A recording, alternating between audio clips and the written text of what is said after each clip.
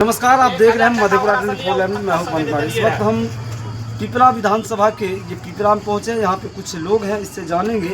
यानी 11 तारीख को सेकेंड फेज का मतदान है। इन लोग का क्या मिजाज है इस बार, क्या पिपरा विधानसभा में क्या रणनीति रहेगा, उस पर हम बात करेंगे। क्या नाम है भैया? रोशन कुमार। विधानसभा चुनाव है, 11 तारीख को दूसरे फेज में आप लोग मतदान कीजिएगा। इस बार क्या विकल्प है पिपरा विधानसभा के लिए? पिपरा विधानसभा से महागठबंधन प्रत्याशी अनिल कुमार यादव जीत रहे हैं और काफ़ी अंतर से जीत रहे हैं। यहाँ पे कई उम्मीदवार हैं और क्या लगता है उस उम्मीदवारों का सामना करना पड़ेगा? ये कोई सामना नहीं है, कोई जो है टक्कर में नो रिक्स, पिपरा फिक्स। अच्छा, इस बार विकल्प क्या है और क्यों आप लोग युवा हैं और क्यों इंडिया गठबंधन की तरफ आप लोग जा रहे हैं? इसलिए कि युवा जो है पलायन कर रहा है। युवा को कह रहा है कि पीएचडी करके पकौड़ा तल लो, पीएचडी किया है, पीजी किया है, उसको कह रहा है मोदी जी पकौड़ा तलिए।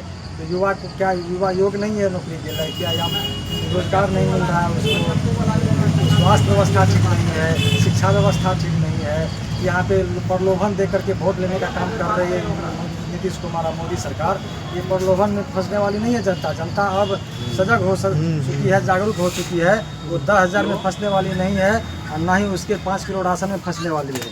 यहाँ महंगाई से त्रस्त है, बेरोजगारी से त्रस्त है। आम आवाम जो है इन सरकार से 20 साल की सरकार जो है अब निकम्मा सरकार हो चुकी है। तो क्या लगता है इस बार तेजस्वी की सरकार बनेगी? तेजस्वी की सरकार तय है। तेजस्वी की सरकार पहला फेज की रुझान जो है आ चुका है, संकेत कर रहा है कि तेजस्वी की सरकार फिक्स है। देखिए, हमारे साथ और कुछ भाई साहब, उससे बात करें। क्या नाम है चाचा? देवनारायण यादव। देवनारायण यादव। इस बार पिपरा विधानसभा में क्या रहेगा मुद्दा? मुद्दा तो आप सब जानते हैं कि बांध टूट गया। अभी युवाओं का जोश ऐसा है, युवा कहीं भी मंजिल पर जा सकता है और सिर्फ देखता है तेजस्वी यादव को। और बिहार के काया पलटने के लिए तेजस्वी यादव के साथ सारा जो है जुमला लगा हुआ है। अरे, जिस तरह से आप कह रहे हैं तेजस्वी यादव के साथ सारे युवा हैं, महिलाएं के जिस तरह से क्षेत्र में देखा जा रहा है 10-10 हज़ार रुपया महिलाओं को दिया गया है और कहा जा रहा है फ्री में दिए हैं। इसको आप लोग कैसे बात करें? ये फ्री में नहीं, ये लोगों को जो है ना, बिहारी लोगों को उल्टा पढ़ा रहा है, लेकिन ये तो लोन के रूप में दे रहा है। इससे कोई कल्याण नहीं होने वाला है। अभी जो बेरोजगारी का माहौल है, इसमें जो आने वाला समय में युवाओं को कम से कम 20,000 25,000 जब आमदनी नहीं होगा तो उसका जीना जो है मुश्किल हो जाएगा। तो क्या करेगा? क्या लगता है तेजस्वी यादव रोजगार देंगे और जिस तरह से हाँ, अवश्य ही देंगे तेजस्वी यादव। और युवाओं को ऐसा विश्वास है कि तेजस्वी भैया जो है युवाओं को जो है जीवन दान देगा। कहने का मतलब कि रोजगार देगा, अपने मेहनत से कमा करके युवा खाएगा। लेकिन अभी जो है यह कायरता रूप जो है इस सरकार में है। देखिए, हमारे साथ और अच्छा, इस बार पिपरा विधानसभा में यहाँ का क्या पिक्चर है? एक्चुअली यहाँ का तो मूल तेजस्वी का जो प्रण है, जो घोषणा पत्र है, वो अक्षर से यहाँ के लोग उनका पालन कर सारे। और जहाँ तक हर घर नौकरी देने की बात है तो तेजस्वी जी उनको पूरा करेंगे। 2,97,00,000 घर है पूरे बिहार में, और जिसमें कि 22 लाख के आसपास लोगों को नौकरी मिलेगी। शेष जो बचा, मुझे लगता है कि पर्याप्त संभावना है, क्योंकि हम लोग भी पढ़े लिखे लोग हैं, तो हम लोगों ने भी कैलकुलेशन किया है और ये हर घर नौकरी तेजस्वी जी देंगे। एक तो पहला कारण ये है कि ये बहुत ही लोग इनको अप्रिशिएट कर रहे हैं। दूसरा कारण है कि मैं बहन योजना के तहत जो 14 जनवरी को मकर संक्रांति के दिन सारे महिलाओं के खाता में 30,000 रुपया देने की बात उन्होंने किया है। काफ़ी लोगों को विश्वास है। इसके अलावे जो वृद्धावस्था पेंशन 400 से 1,500 की जो घोषणा उन्होंने किया है तेजस्वी, नीतीश जी चोरी करके 1,100 बढ़ा दी है, तो वहाँ पर कहीं कोई बुजुर्ग संतुष्ट नहीं है, बल्कि 1,500 चाहिए। और प्रति ईयर इंक्रीमेंट 200 रुपया तेजस्वी जी ने मतलब कहा है, प्रण लिया है। तो ये मुद्दा है। और फिर आपको ये युवाओं के लिए, पलायन करने वाले लोगों के लिए फैक्ट्री की बात है। मतलब ये सारे यानी पूर्ण रूप से बिहार को विकसित करने के लिए, ये विकास के दौर से निकाल के विकसित बिहार बनाने की बात उन्होंने किया है। तो मुझे लगता है कि यही एक कारण है कि आज यह एक तेजस्वी ब्रांड बन चुका है ये, और युवाओं का भी ब्रांड है ये, महिलाओं सर, का अब ब्रांड। आप बोले कि एक हर घर में एक व्यक्ति को सरकारी जॉब मिले, लेकिन विपक्ष सवाल खड़ा कर रहे हैं कि एक व्यक्ति को यदि वोट देते हैं, मैक्सिमम पूरे बिहार में 1.25 करोड़ लोगों को रोजगार कहाँ से देंगे और कहाँ से पैसा लाएंगे। एक्चुअली आप देखिए कि जब तेजस्वी ने कहा कि हम हर घर नौकरी देंगे, तो पहले तो उन लोगों के पास में कहीं कोई नौकरी था ही, और जब इनका घोषणा पत्र जारी हुआ तो उन्होंने भी कहा कि हम 1 करोड़ देंगे। तो आप अनुमान कर सकते हैं कि इनके घोषणा पत्र के बाद वो 1 करोड़ देने के लिए तैयार है। तो तेजस्वी कहाँ कह रहा है कि हम प्लस कर रहे हैं 1 करोड़ 52 लाख के आसपास, 1 करोड़ तो वो भी देने के लिए तैयार है। और तेजस्वी कहता है कि नहीं, हम हर घर नौकरी देंगे और उसमें 2 करोड़ तो क्या लगता है सर, हर घर में नौकरी संभव हो पाएगी? बिल्कुल संभव है, हर घर में नौकरी संभव है। और चूंकि जहाँ जिस ढंग की पढ़ाई किए हुए बच्चे होंगे, युवक होंगे, उसको उस ढंग की नौकरी होगी।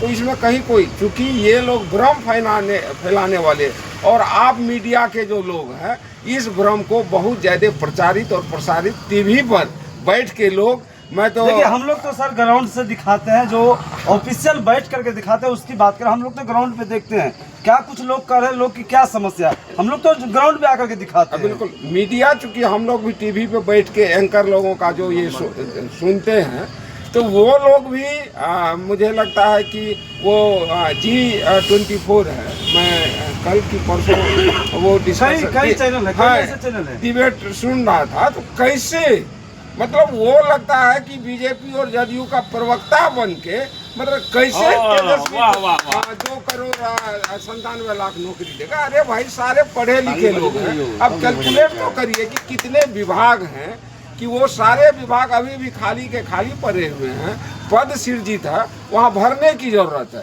तो आज तक आप देख रहे हैं कि जब तेजस्वी की 17 महीने की सरकार हुई तो फटाफट नौकरी मिलने लगा। इससे पहले 15 साल से क्या कर रहे थे, 20 साल से नीतीश जी क्या कर रहे थे, नौकरी तो उसी समय का है, ये सीट रिक्तियाँ जो है उसी समय का है, और अभी भी रिक्तियाँ भरपूर है, और रिक्तियाँ नहीं है तो क्रिएट किया जाएगा। अच्छा, क्या लगता है पिपरा में इस बार बदलाव होंगे? 100%। कौन बनेंगे यहाँ के विधायक? अनिल कुमार। अनिल कुमार, बिल्कुल पूरा समर्पित है आप लोग? हम लोग नहीं, यहाँ की जनता समर्पित आप है। भी जनता है ना? हाँ बिल्कुल, हर बदलाव होंगे, हर एक व्यक्ति समर्पित है। चूंकि उम्मीदवार को भी आप देखिएगा तो पढ़ा लिखा उम्मीदवार नौकरी से रिजाइन करके, चूंकि समाज के प्रति इनका इतना ज़्यादा समर्पण है कि नौकरी को इन्होंने समाज सेवा के लिए रिजाइन कर दिया। तो एक भी उम्मीदवार इसके टक्कर का नहीं है। पढ़ा लिखा, ग्रेजुएट, साइंस मतलब एग्रीकल्चर ग्रेजुएट है, ये एग्रीकल्चर में काम किया है, सरजमीन पे काम किया है।